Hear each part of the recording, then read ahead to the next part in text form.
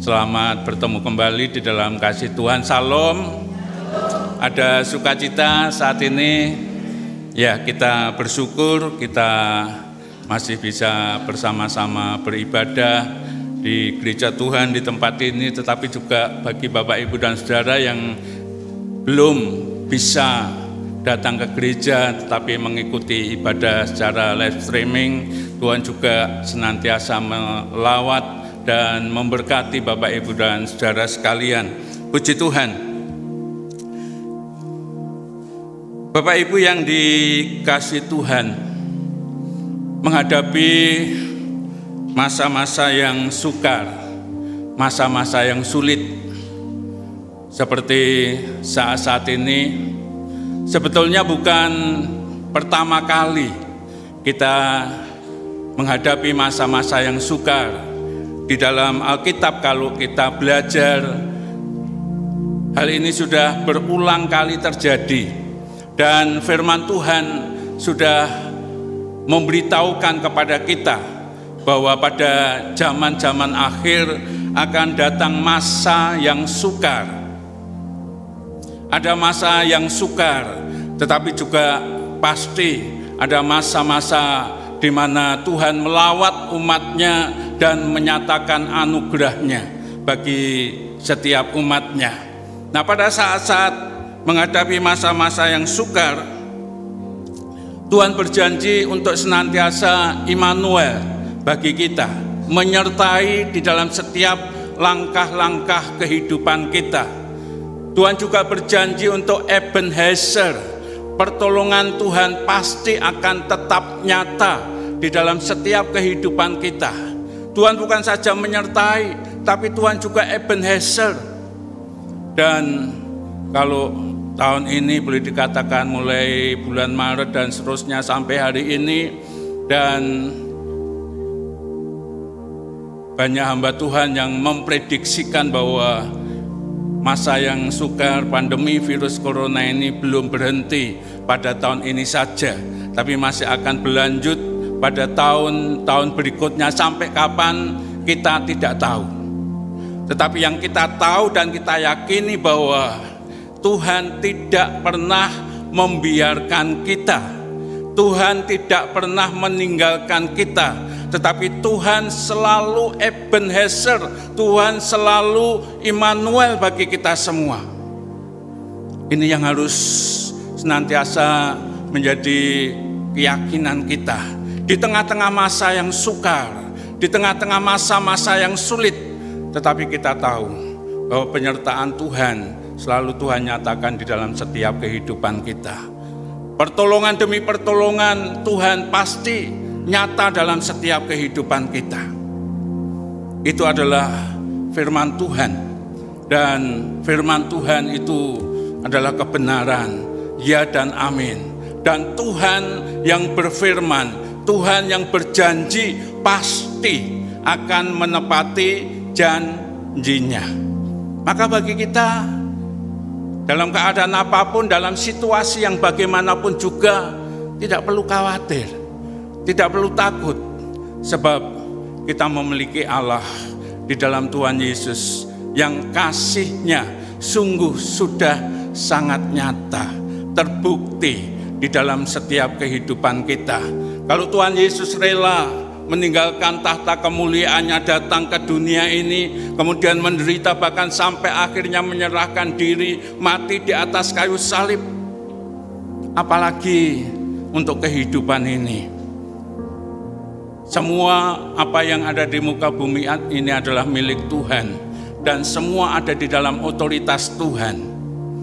Kalau Tuhan menghendaki untuk menolong kita, tidak ada halangan, tidak ada kekuatan yang bisa menghalangi pertolongan yang daripada Tuhan. Amin Bapak, Ibu, dan Saudara. Asal kita tetap percaya kepada Tuhan. Jangan sampai kita tidak percaya lagi kepada Tuhan. Kita lebih percaya dengan cara-cara dunia, jangan. tapi kita harus tetap percaya kepada Tuhan. Mungkin seketika kita belum merasakan penyertaan Tuhan, kita belum merasakan pertolongan Tuhan, tetapi kita harus tetap percaya kepada Tuhan. Di dalam kitab Mazmur pasal 46, kalau kita baca mulai ayat yang kedua sampai dengan ayat yang keempat, Mazmur pasal 46 ayat 2 sampai dengan ayat yang keempat, dikatakan Allah itu bagi kita tempat perlindungan dan kekuatan, sebagai penolong dalam kesesakan sungguh terbukti. Sebab itu kita tidak akan takut, sekalipun bumi berubah, sekalipun gunung-gunung goncang di dalam laut, sekalipun ribut dan berbuih airnya, sekalipun gunung-gunung goncang oleh geloranya. Puji Tuhan, dunia boleh gonjang-ganjing, banyak hal-hal yang tidak kita prediksi, tidak bisa kita prediksi. Kita tidak tahu apa yang akan terjadi besok, kita tidak tahu besok akan terjadi apa. Tetapi sekalipun demikian, ya digambarkan bahwa sekalipun gunung-gunung goncang di dalam laut, sekalipun ribut dan berbuih airnya, sekalipun gunung-gunung goyang oleh geloranya, tetapi firman Tuhan mengatakan kita tidak akan takut. Kenapa?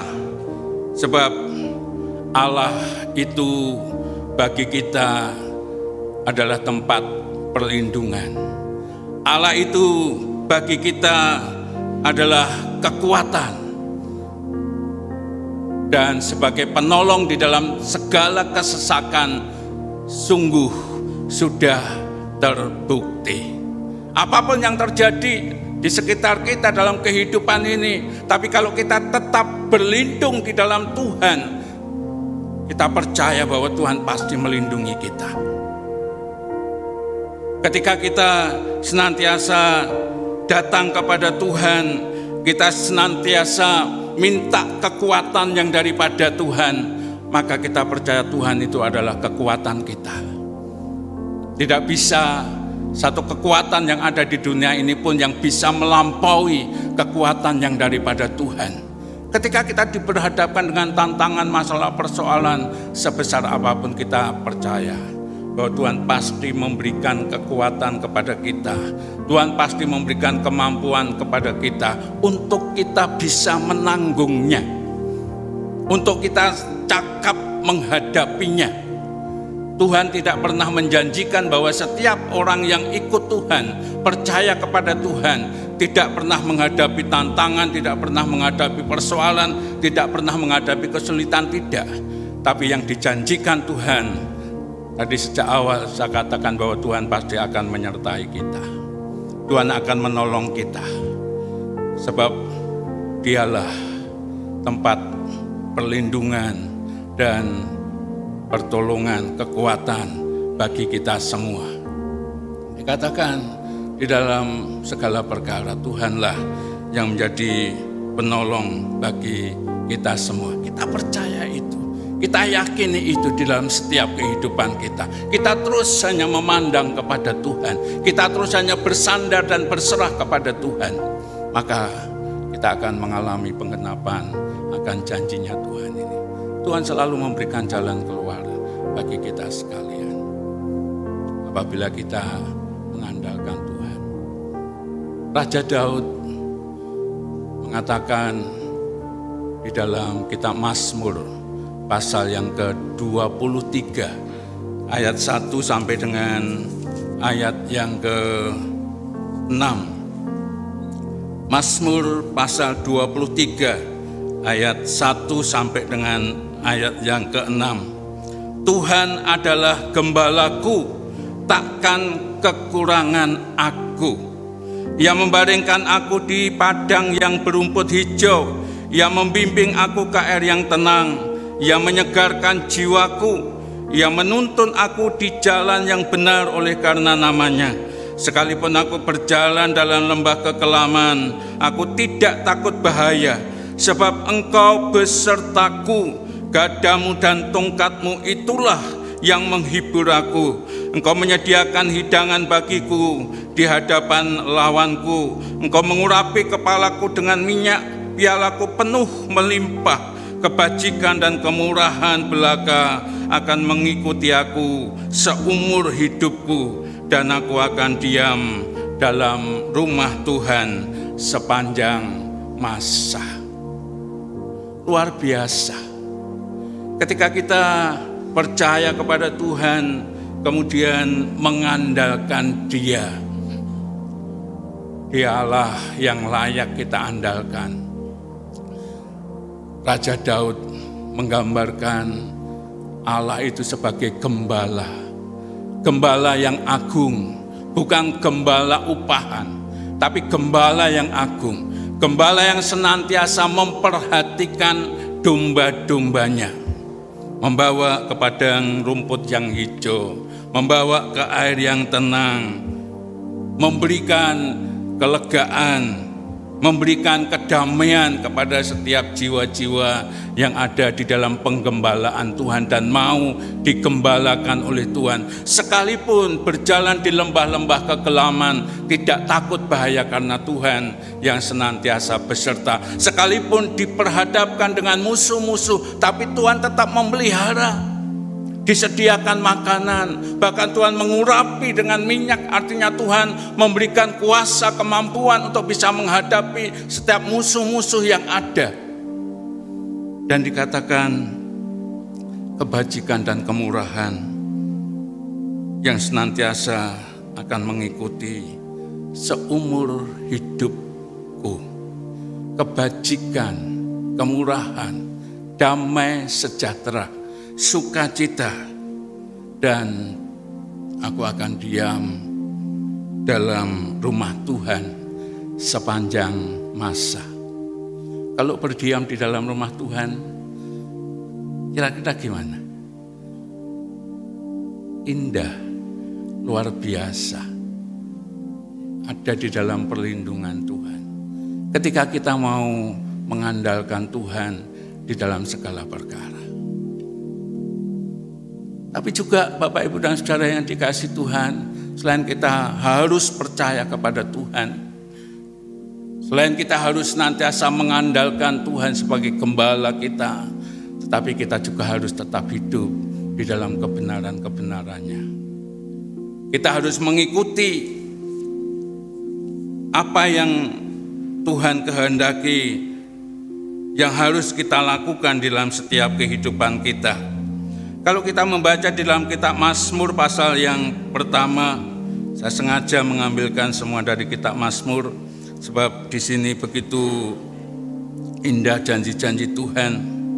Kitab Mazmur yang pertama ayat 1 sampai ayat 3 dikatakan, berbahagialah orang yang tidak berjalan menurut nasihat orang fasik, yang tidak berdiri di jalan orang berdosa, dan yang tidak duduk dalam kumpulan pencemooh, tetapi yang kesukaannya ialah Taurat Tuhan, dan yang merenungkan Taurat itu siang dan malam. Ia seperti pohon yang ditanam di tepi aliran air, yang menghasilkan buahnya pada musimnya, dan yang tidak layu daunnya. Apa saja yang diperbuatnya berhasil. Apa saja yang dibuatnya berhasil, yang tidak pernah layu daunnya, dan yang selalu menghasilkan buah pada musimnya.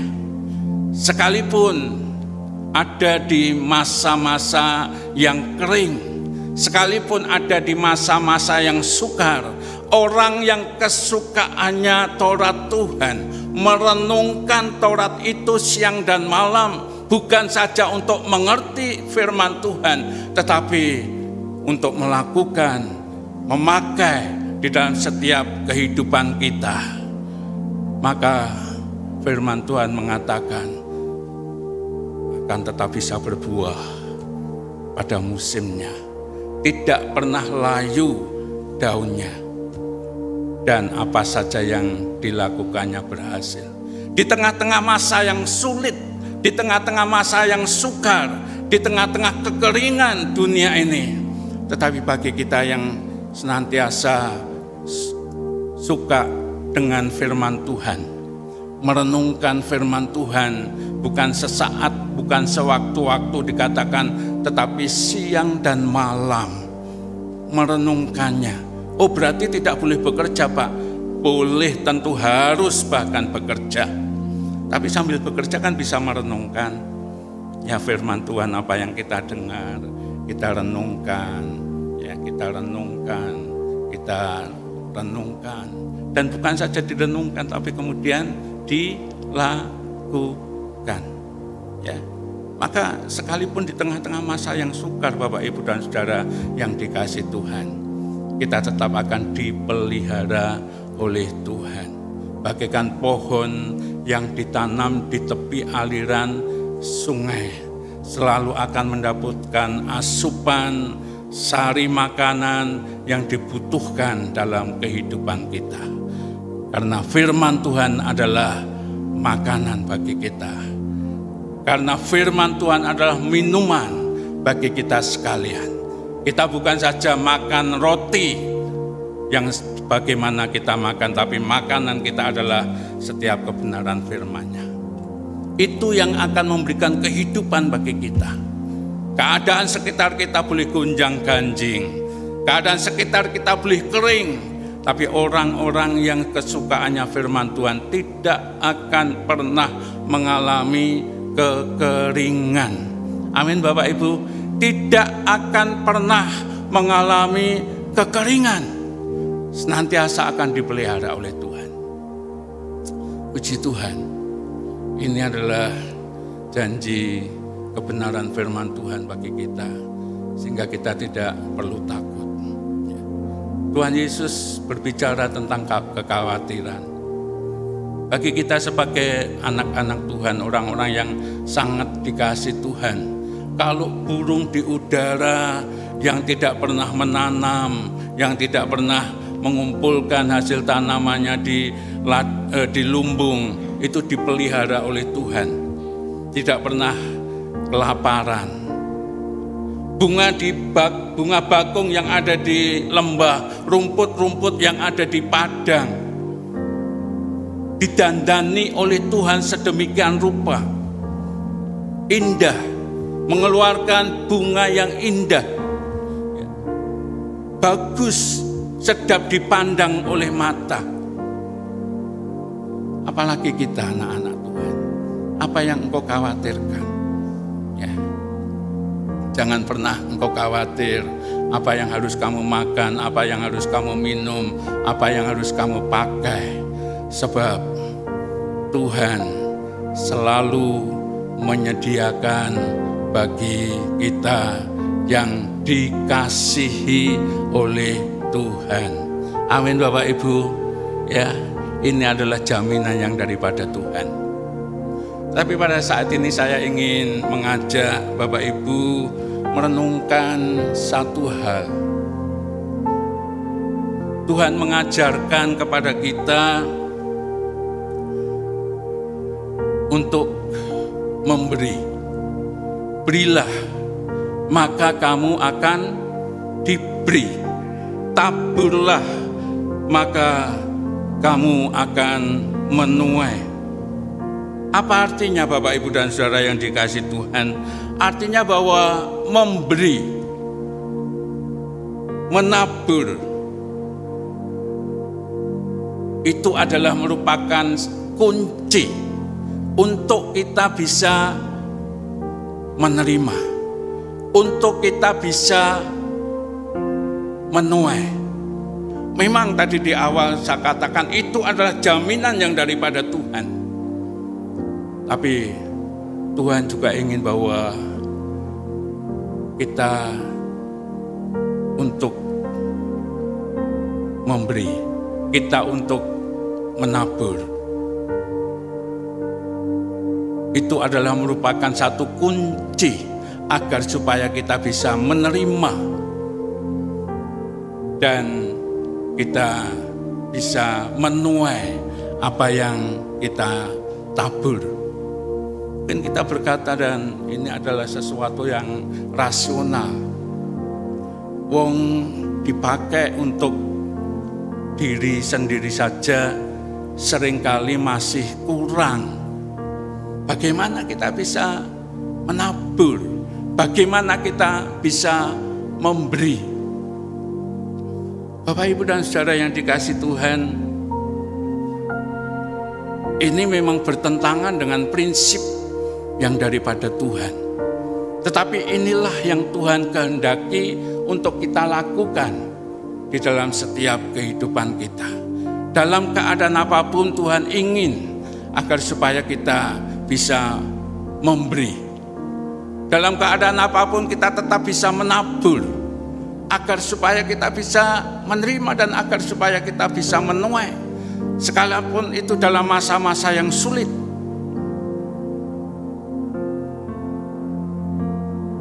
Saya ketika merenungkan hal ini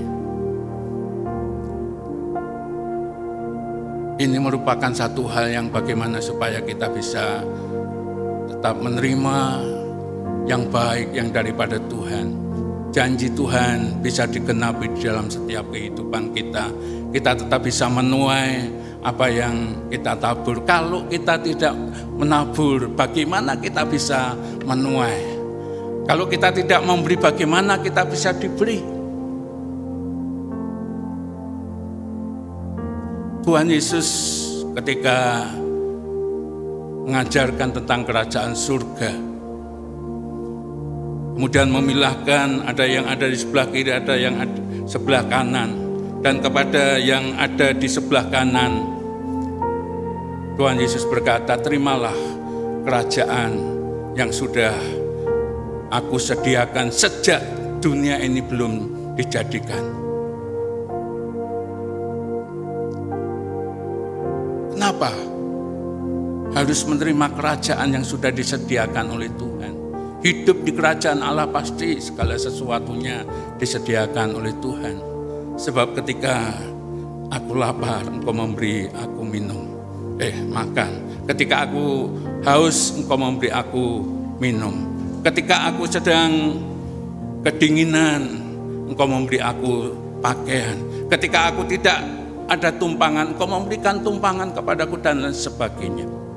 Duh Tuhan, kapan aku memberikan makan kepada Engkau, minum kepada Engkau, pakaian kepada Engkau, ketika Engkau memberikan kepada salah satu saudaraku yang paling hina ini, berarti Engkau sudah memberikan kepadaku. Bapak, Ibu, dan Saudara, inilah ada dasar yang Tuhan berikan kepada kita. Dan Tuhan juga mengatakan di dalam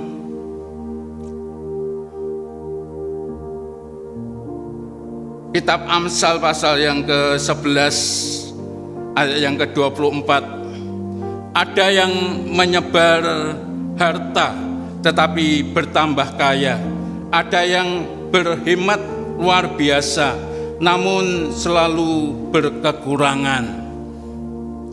Seringkali ini yang menjadi prinsip di dalam kehidupan manusia. Kadang-kadang kita kepingin bahwa apa yang kita dapatkan kita kumpulkan biar kempel. Ya. Tapi toh akhirnya justru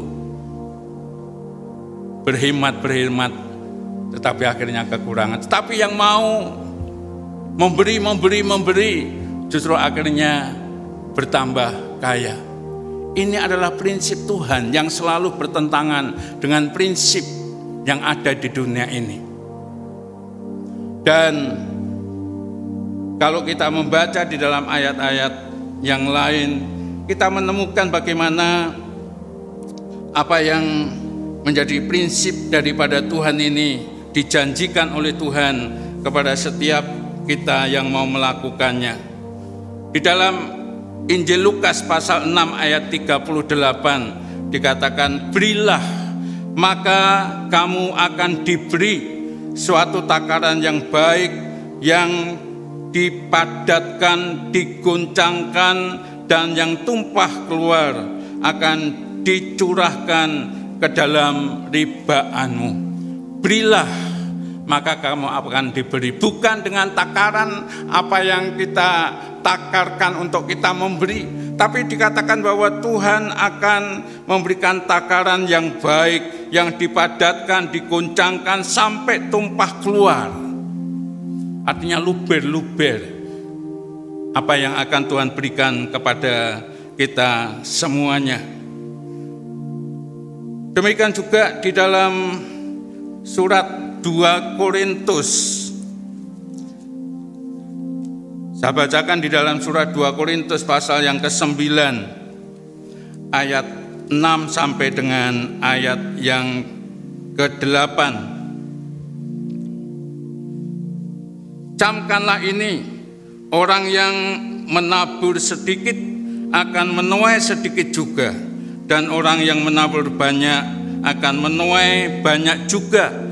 Hendaklah masing-masing memberikan menurut kerelaan hatinya, jangan dengan sedih hati atau karena paksaan, sebab Allah mengasihi orang yang memberi dengan sukacita, dan Allah sanggup melimpahkan segala kasih karunia kepada kamu, supaya kamu senantiasa berkecukupan di dalam segala sesuatu, dan malah berkelebihan di dalam pelbagai kebajikan.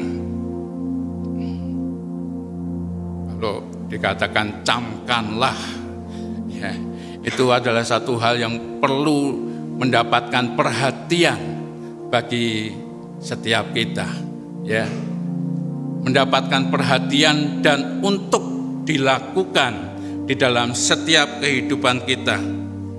Orang yang menabur sedikit akan menerima sedikit juga. Orang yang menabur banyak akan menuai banyak juga. Dan dasar di dalam menabur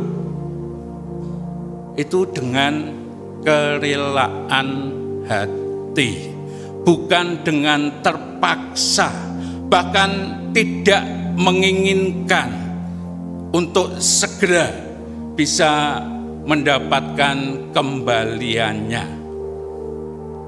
Artinya rela, nabur-nabur saja, memberi-memberi saja, ya. Nanti ketika Tuhan berkehendak untuk mengembalikan, dan itu sudah janjinya Tuhan, Tuhan pasti akan menjanjikan dengan berlipat kali ganda. Jangan sebaliknya, mana aku sudah menabur, buktinya mana katanya Tuhan akan memberi lebih banyak, kemudian bersungut-sungut kepada Tuhan.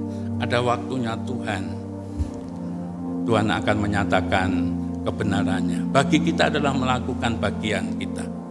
Nanti bagian Tuhan akan dilakukan dengan dahsyat dan luar biasa. Amin Bapak Ibu. Ya. Di dalam kitab Maleakhi pasal yang ketiga ayat yang ke-10, bawalah seluruh persepuluhan ke perbendaharaan rumah Tuhan. Bukan sebagian dari sepersepuluh itu dari penghasilan kita, tapi seluruhnya bawalah kepada Tuhan. Dan ujilah aku, apakah aku tidak akan membukakan tingkap-tingkap langit dan mencurahkan berkat-berkat-Ku. Tuhan akan memberkati setiap apa yang kita kerjakan. Tuhan akan menghalau setiap hal-hal yang menyebabkan usaha kita tidak berhasil. Ya, itu adalah janji Tuhan.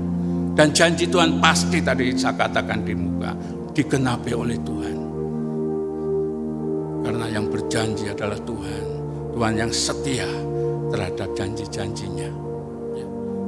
Ini bagian yang perlu kita renungkan, Bapak Ibu dan Saudara, kita memang percaya bahwa Tuhan selalu Immanuel bagi kita.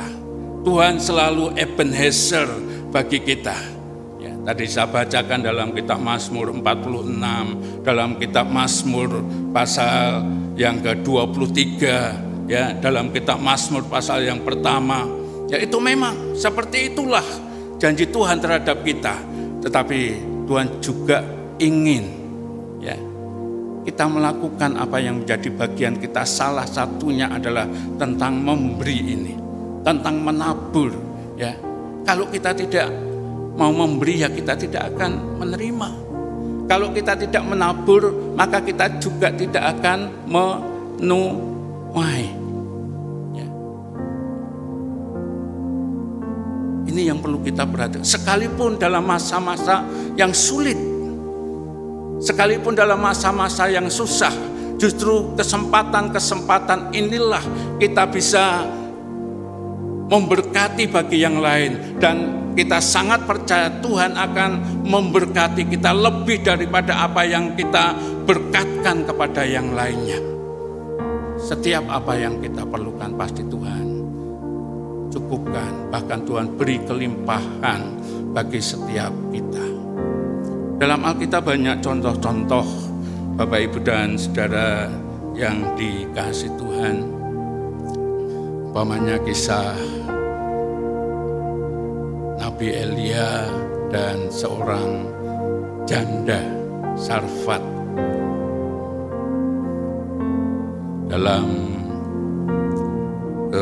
tradisi Yahudi, kalau yang namanya janda, ya, kalau kita seringkali berdoa ketika makan, Tuhan berkati mereka juga janda-janda miskin, ya, sudah janda miskin, ya. Memang tradisi Yahudi yang namanya janda itu sudah boleh dikatakan menjadi orang yang lemah, ya, miskin, tidak lagi diperhitungkan, ya, karena memang keadaannya seperti itu. Dan ini janda Sarfat yang pada waktu itu karena musim kering yang berkepanjangan, sehingga tinggal punya tepung segenggam, minyak sedikit, dan pada waktu itu sedang mengumpulkan kayu bakar untuk masak tepung dan minyak itu, dimakan dia dengan anaknya. Setelah itu dimakan, tidak tahu besok apa yang terjadi. Tetapi datanglah seorang hamba Tuhan, Nabi Elia, datang kepada seorang janda Sarfat ini, dan oleh karena hikmat yang daripada Tuhan, saya percaya dia minta kepada janda ini untuk mengambilkan air. Pada musim kering untuk mendapatkan air pun susah, tapi janda ini mau mengambilkan air. Kemudian minta disuruh membuatkan roti. Dan janda ini sudah memberitahukan, ini loh Tuhan, saya tinggal punya tepung segenggam, minyak sedikit, dan ini akan saya masak, saya makan dengan anak saya, tidak tahu besok akan jadi apa. Tetapi karena Engkau membutuhkannya, aku berikan ini kepadamu. Mungkin kita berandai-andai,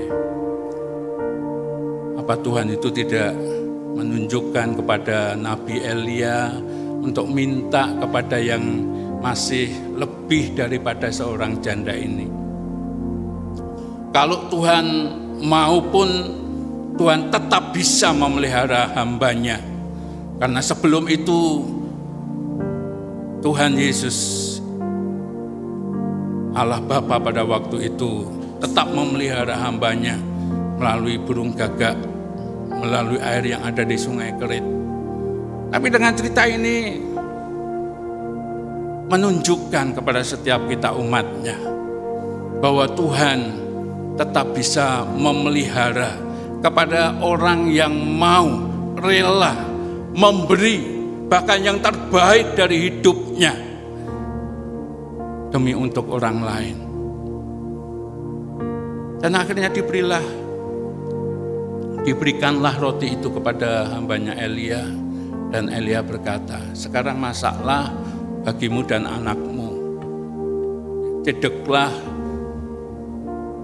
tepung yang biasa kamu simpan di tempatnya.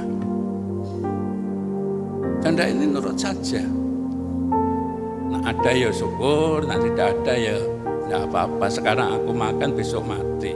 Ya, sekarang aku tidak makan, ya akhirnya mati. Ya, pasrah-serah kepada Tuhan. Dan akhirnya tepung dalam tempayan itu tiap hari dicedok masih ada. Dicedok masih ada, diambil masih ada, dimasak masih ada. Sampai akhirnya musim hujan datang, bisa nanam, dan akhirnya sampai musim panen. Tetap dipelihara oleh Tuhan. Kalau pada waktu itu tepung itu dimasak dan kemudian dimakan sendiri, hari itu juga habis. Tetapi karena mau memberi, maka Tuhan memberikan dengan kelimpahan bagi seorang janda ini. Memang perlu satu pergumulan yang berat, karena percaya kepada Tuhan bahwa Tuhan pasti akan tetap memelihara. Maka dipeliharalah janda dan anaknya. Dan bahkan ketika anaknya sakit hampir mati, Tuhan menolong, menyatakan mujizatnya melalui Nabi Elia, sehingga anaknya sembuh. Berlipat-lipat yang Tuhan berikan kepada orang yang mau memberi. Ini adalah kunci bagi kita, ya, kunci bagi kita. Ketika pada waktu itu Tuhan ingin memulihkan keadaan bangsa Israel karena sudah menyimpang dari firman Tuhan dan tidak lagi sepenuhnya menyembah kepada Allah melalui rajanya Nabi Ahab, Raja Ahab, kemudian nabi-nabi palsu yang jumlahnya 400 lebih itu. Melalui Nabi Elia, Tuhan ingin memulihkan keadaan bangsa Israel, dan kemudian Nabi Elia menantang kepada nabi-nabi palsu itu, ayo kita membuat korban persembahan kepada Allah kita masing-masing. Mana nanti yang betul-betul Allah. Dan kemudian dibuatlah korban persembahan, ditumpuk kayu, kemudian di atasnya diberi korban sapi dan lain sebagainya. Kemudian Nabi Elia menyuruh kepada rakyat Israel pada waktu itu, tuangkan air ke atas korban persembahan itu. Dituangkan air sampai akhirnya parit yang ada di sekitarnya penuh dengan air. Padahal saat itu untuk mendapatkan air diminum saja susah, karena kekeringan yang berkepanjangan 3,5 tahun mengalami kekeringan, susah. Tetapi mereka berusaha, rela mengesampingkan kepentingannya sendiri dan kemudian mempersembahkan kepada Tuhan. Dan akhirnya ketika kemudian persembahan dari Baal oleh nabi-nabi palsu ini kemudian dipersembahkan, tapi tidak ada apa-apa yang terjadi. Tapi ketika kemudian Nabi Elia mempersembahkan korbannya, kemudian korban itu disambar habis oleh api, artinya diterima oleh Tuhan. Dan apa yang terjadi kemudian, nabi-nabi palsu itu dibunuh semua oleh Nabi Elia, dan kemudian bangsa Israel kembali kepada Tuhan. Dan ketika Elia berdoa supaya hujan turun, maka hujan turun dengan lebat luar biasa. Yang tadinya kekurangan air, berkelimpahan dengan air, karena mau memberi kepada Tuhan, berkorban bagi Tuhan. Tuhan mencurahkan hujan dengan sangat luar biasa. Akhirnya bisa menanam, akhirnya bisa panen dan seterusnya. Berkat-berkat Tuhan dilimpahkan oleh Tuhan dengan luar biasa. Ini adalah satu bukti, Bapak, Ibu, dan Saudara yang dikasihi Tuhan. Berilah, maka akan diberi. taburlah, maka kamu akan menuai. Saat bangsa Israel didatangi oleh gerombolan pengacau yang ingin mengacaukan bangsa Israel pada waktu itu. Kemudian Nabi Elisa berkata kepada Raja Israel, sediakan hidangan bagi mereka, beri kepada mereka makan sampai kenyang. Dan akhirnya diberilah mereka makan. Ya, semua musuh-musuh yang datang ingin menyerang kepada Israel, kemudian diberi mereka makan semua. Dan setelah diberi makan apa? Mereka tidak jadi nyerang, tapi kemudian pulang. Dan firman Tuhan mengatakan sejak saat itu tidak ada lagi yang mengganggu kepada bangsa Israel karena mau memberi. Kita seringkali mendengar satu ungkapan,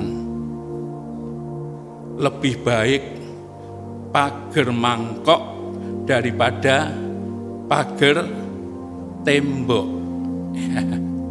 Kita memberi itu lebih memberkati daripada kita membangun benteng ya pertahanan kita.